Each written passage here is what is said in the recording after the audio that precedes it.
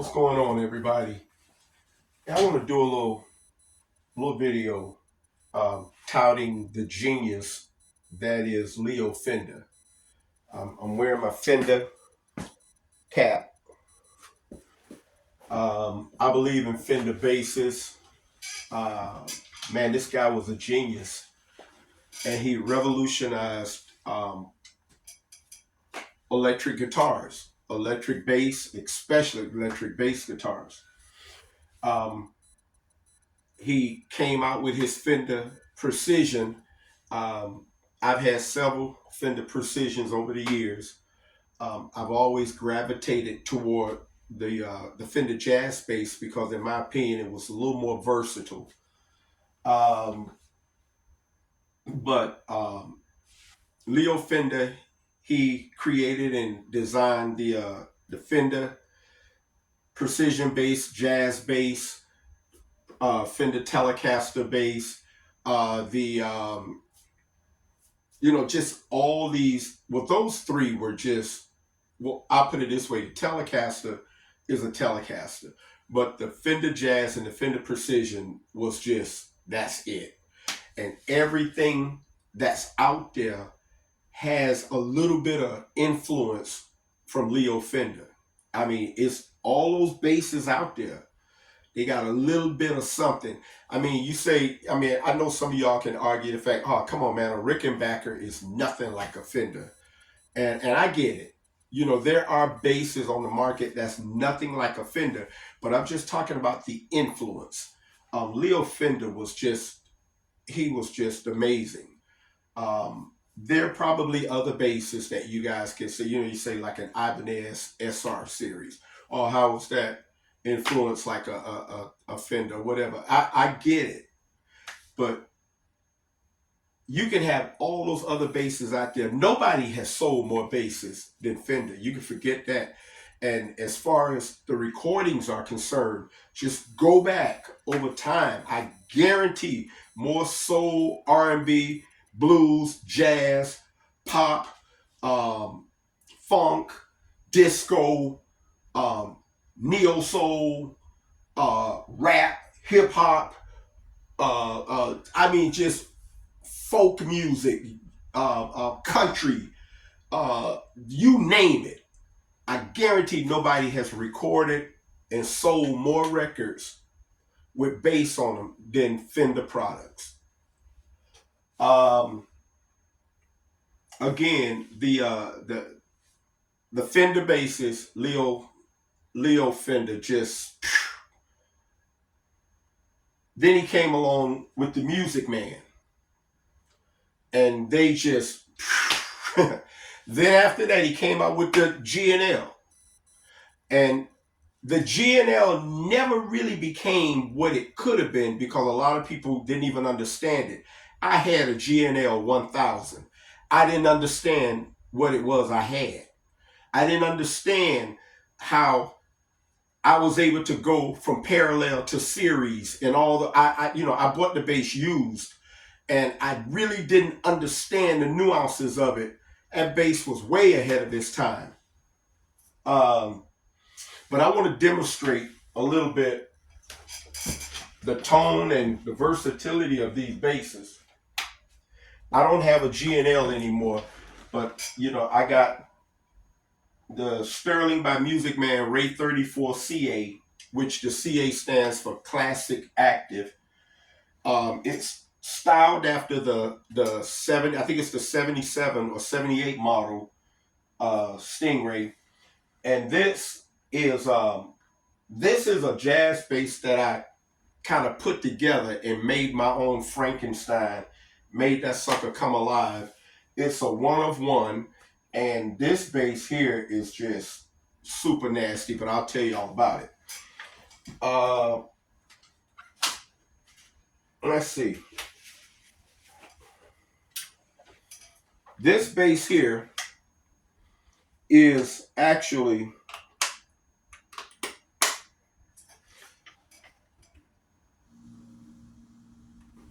this bass has a Fender Jazz neck that I ordered online.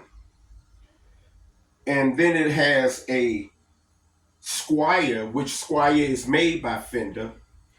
Um, it has a Squire Classic Vibe 70s body, maple. It has the original Squire pickups, but it has an hip shot, fully adjustable bridge, and it has an Audir classic uh, jazz bass preamp. The um, the um, the EQ for this preamp is volume, pan, which whichever pickups you want, high mid, low mid, treble, and bass. It has the original Squire tuners. This neck came with no tuners. I put the Squire tuners on here. I put this pick guard on here, and it's an active bass. I got no battery compartment, but the battery is underneath the control plate. The strings I have on this bass are DR Pure Blues strings. These are the ones that Victor Wooten uses. They have more of a mid, tone to them. And I'll let y'all hear what it sounds like. Let me see how. Okay, both pickups. Uh, Low, mid, high, mid. Okay. I got the bass all the way in. The treble is at the detent.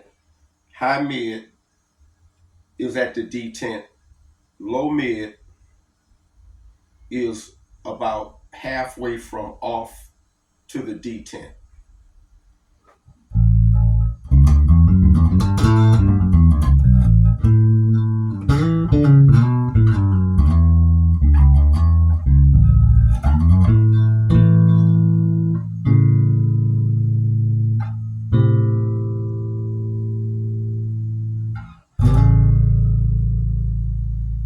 Nice sound. This, if I want to, without doing anything to the EQ, and the genius of the jazz bass, we got this bridge pickup set back here that gives you some clarity and articulation.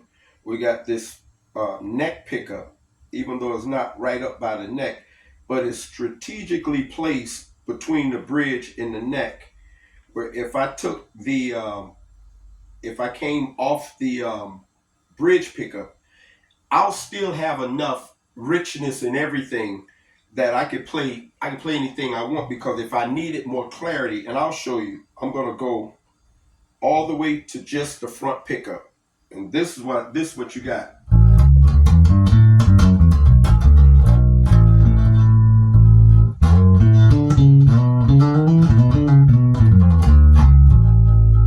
You get more, you don't get a precision bass sound, but you get more of that P-ish sound because of the one pickups, sitting up here in front of the bridge. But if I wanted to brighten it up, all I have to do, instead of playing over the pickup, I can come and play back here. And I get more. See the difference in the tone? And then if I want to get it even more ballsy, I can come up here.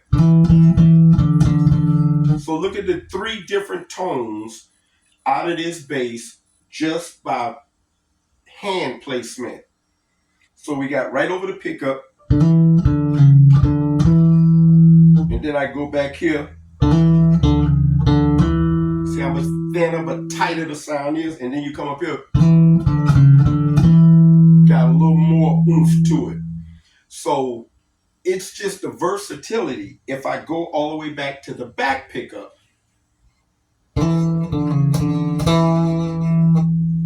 watch this.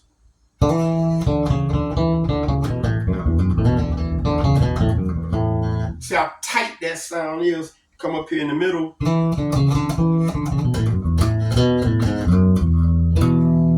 And then I come up here by the neck.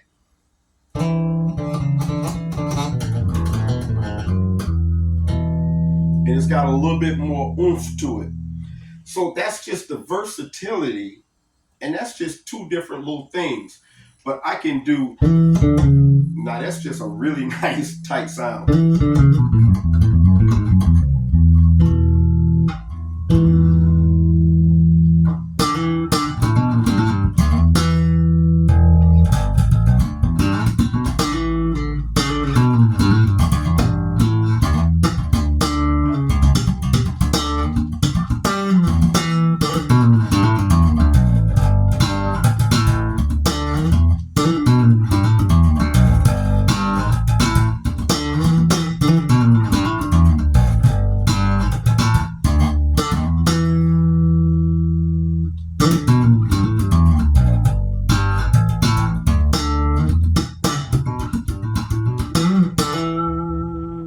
And then if I want to do a little more with the tone, I could bring the low mid into the D10, back the high mid off a little bit.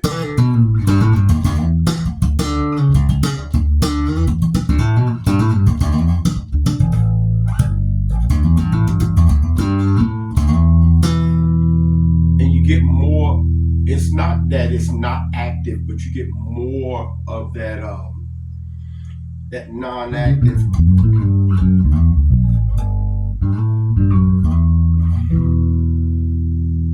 Back them highs off, look the high mid.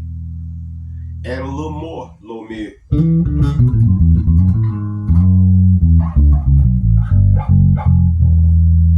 And I mean the sound, the tone is just getting a lot more rounder. More so like if I wanted to walk, you know.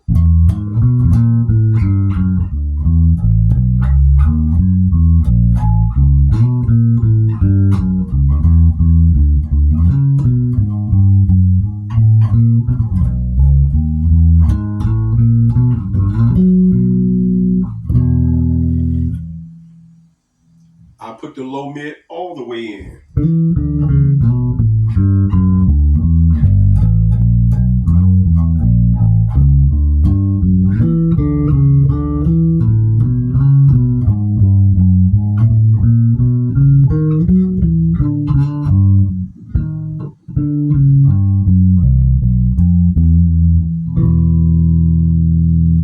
Take all of the low mid out and bring the high mid to the D10.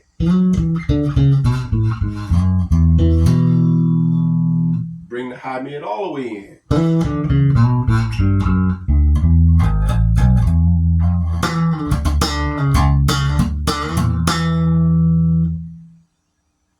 Take the high mid all the way out, bring the low mid all the way back in. But when you start blending things and getting a better feel for what you want to do with it,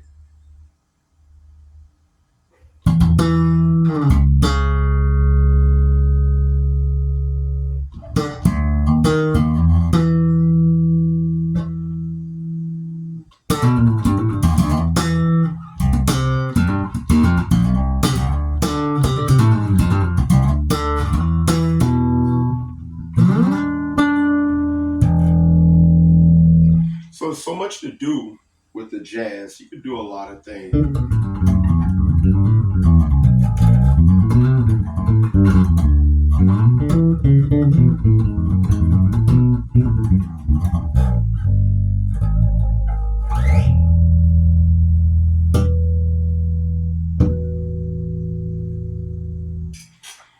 Yep. Well, let's look at one of his other creations.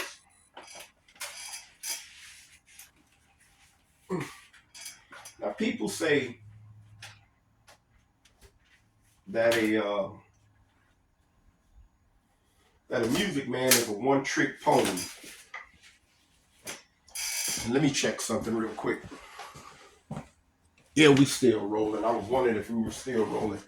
People say that a Musicman is a one-trick pony, and I beg to differ.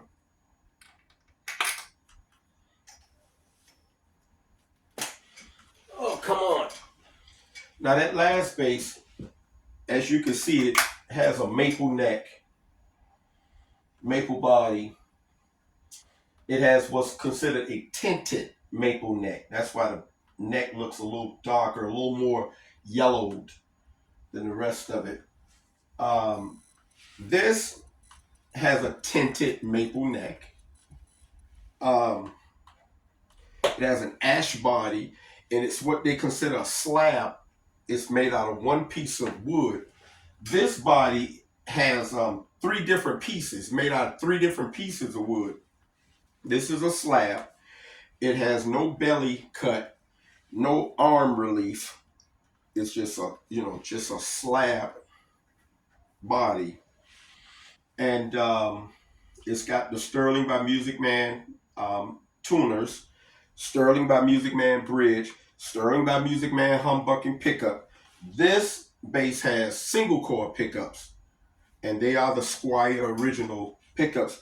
This whole bass is original except for the pick guard. I put this on here. It has volume, treble, and bass. Dynamic sounding bass. And I also have Ernie Ball slinky flat wound strings on this bass. Bernard Edwards made these basses famous for using flats on it. It takes a little bit of the edge and the bite without losing the aggressiveness of this humbucker. Let's see what it sounds like.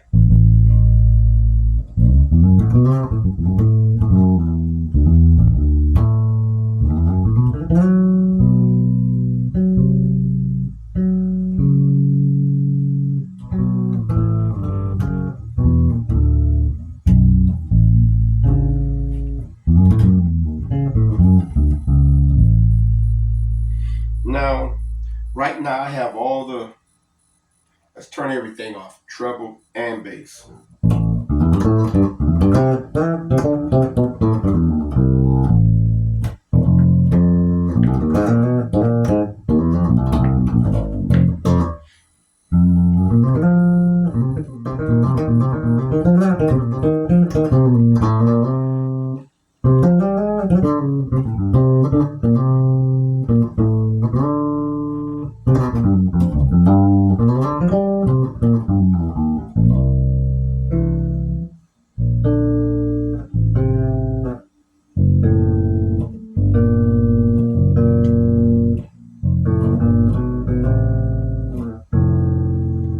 That's with everything off. Let's add some bass. Now these knobs don't have a detent.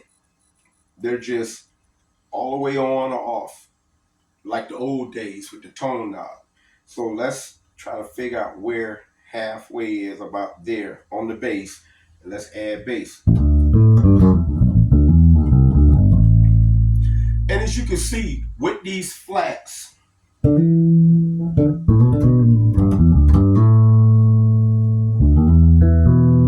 as I slide my finger, you don't get that.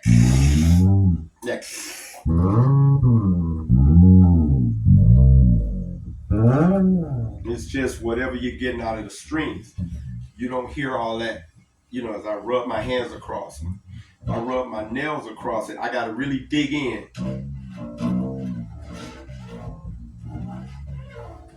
For you to hear some grit, but with flat wounds, that's the beauty of flats.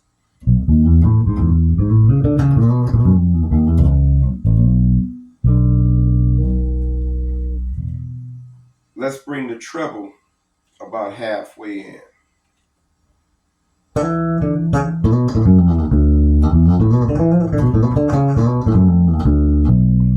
Let's take the treble back out. I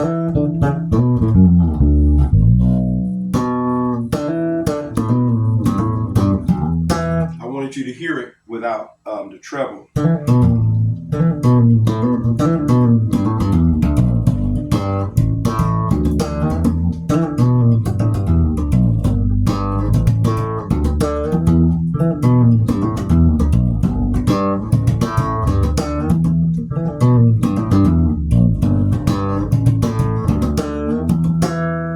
That's a little exercise I developed more than 20 years ago. I always do that. That's how this bass sounds, just with the bass halfway up. Now let's add half the treble.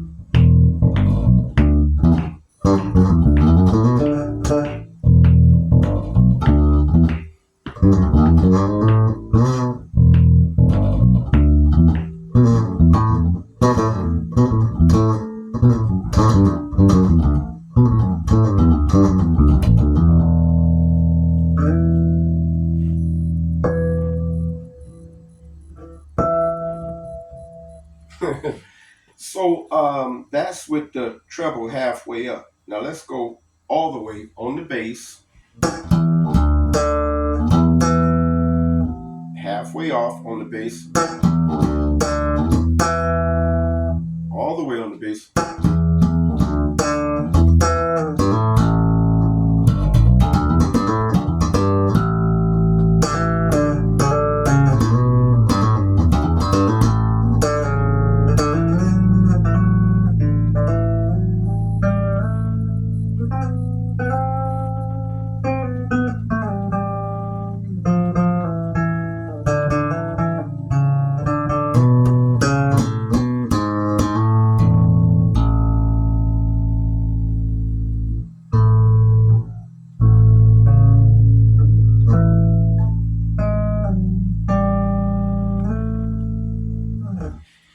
And a good place,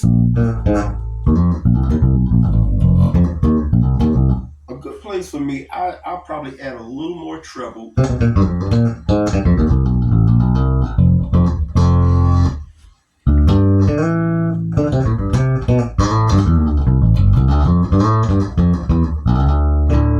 Because when I add a little more treble, I'm full on with the bass, and I'm about 3/4 the way with the treble. I get that Music Man growl, um, but I still overpower it with bass. Because you play a Music Man for two reasons. You play a Music Man for the growl, and you play a Music Man for the thumping. Because this aggressive humbucker is set back, you notice it's not in the middle between the bridge and the neck, but it's back. It gives it more aggression, it gives it more clarity, more definition, because it's set back. And